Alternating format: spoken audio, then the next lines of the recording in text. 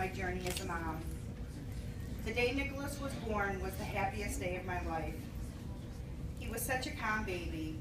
He never fussed, he slept through the night, and was very happy. I noticed little things. He hated to be wrapped in a blanket, and he hated wearing socks. Certain clothes I dressed him in would make him squirm.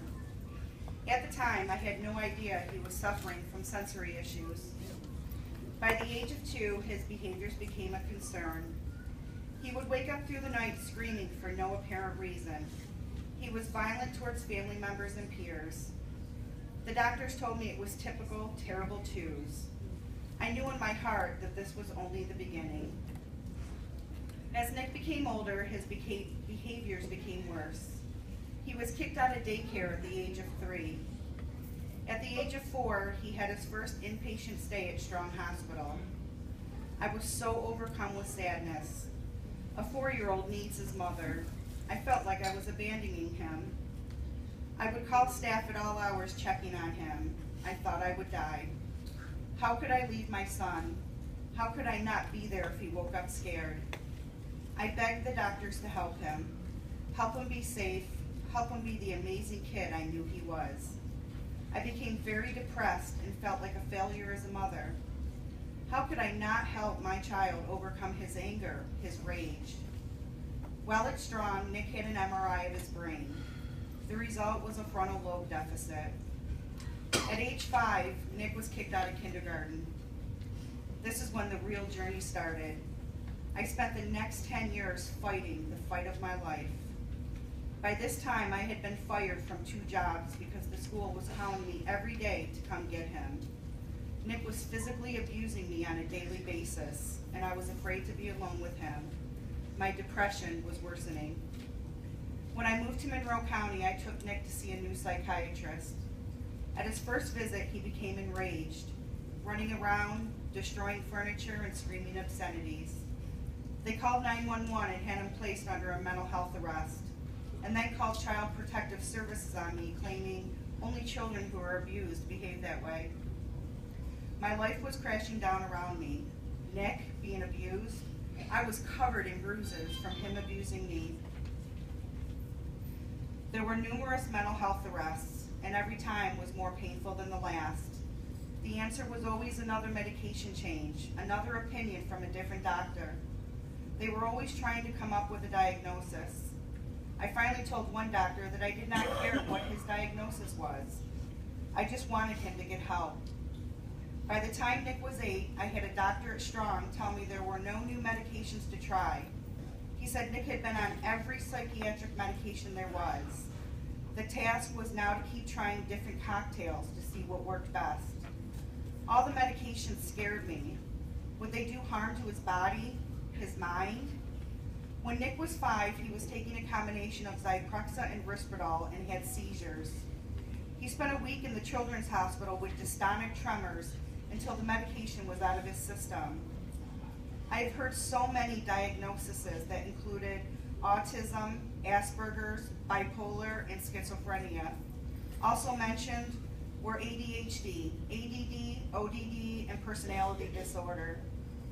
From the ages of 4 to 11, Nick was inpatient at Strong 15 times and had approximately 10 to 12 mental health arrests. At the age of 8, Nick went into a residential treatment facility. That was probably my lowest point. I couldn't sleep at night knowing other people were taking care of his needs. I am his mother, and that's my job. I kept thinking he would look back when he was older and think I gave him away, and I prayed that that would never happen.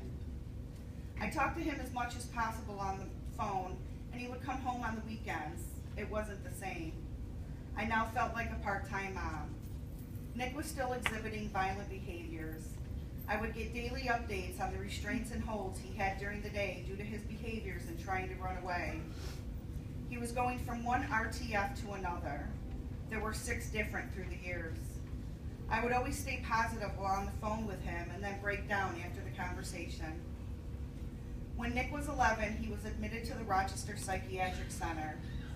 I was at work one day and received a phone call that Nick was being arrested for assault because he grabbed a nurse, twisting her hand, breaking her finger. He was immediately kicked out and brought to the juvenile detention center. When I arrived, they would not let me see him right away. I was taken to this little room and spoke with the director.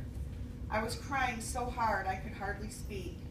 I was trying to tell him what Nick needed and how he was and what worked best.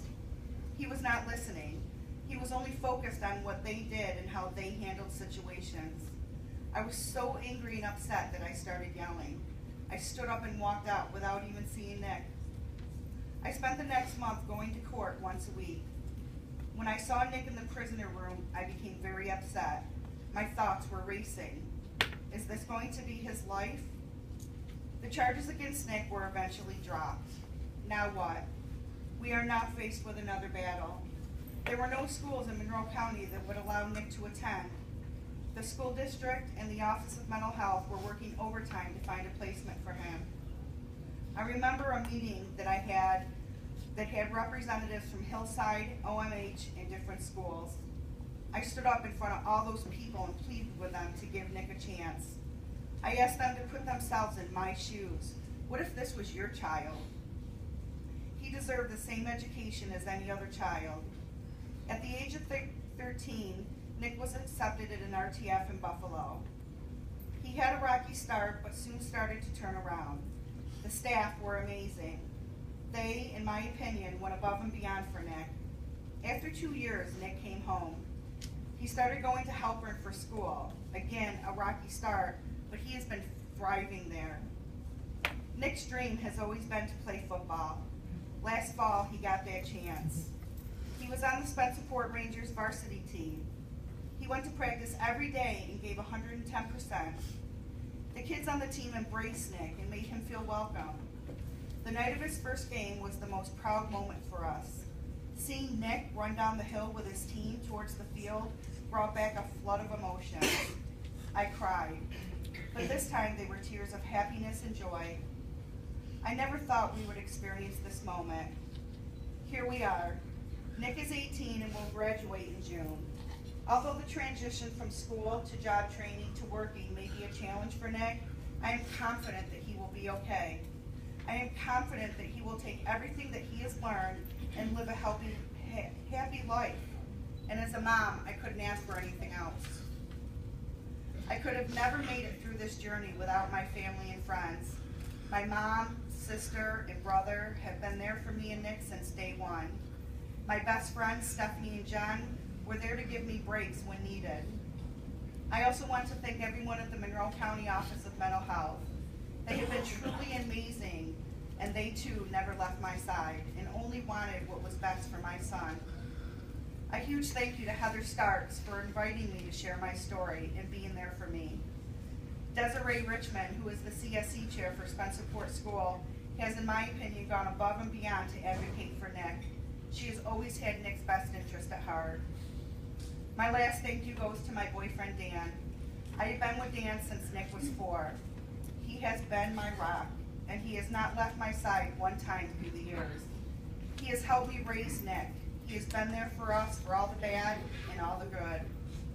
He's been a father figure in Nick's life for 14 years, and he will never know how much we love him and how thankful I am that he stood by us. My best advice for families going through similar situations is to never give up. Don't be afraid to speak up. If you disagree with a medication, let the doctor know. Do your research. Research the medications. Take notes on side effects and how your child acted on the medications. Don't be afraid to tell a new doctor that you are not comfortable changing medications. You are in control, and you know your child best. Don't be afraid to tell people what sets them off and what works best. Don't ever let anyone tell you that you're doing something wrong. Even in your darkest moments, there's light and there's hope. Fight. Fight for your child and what's best for your family.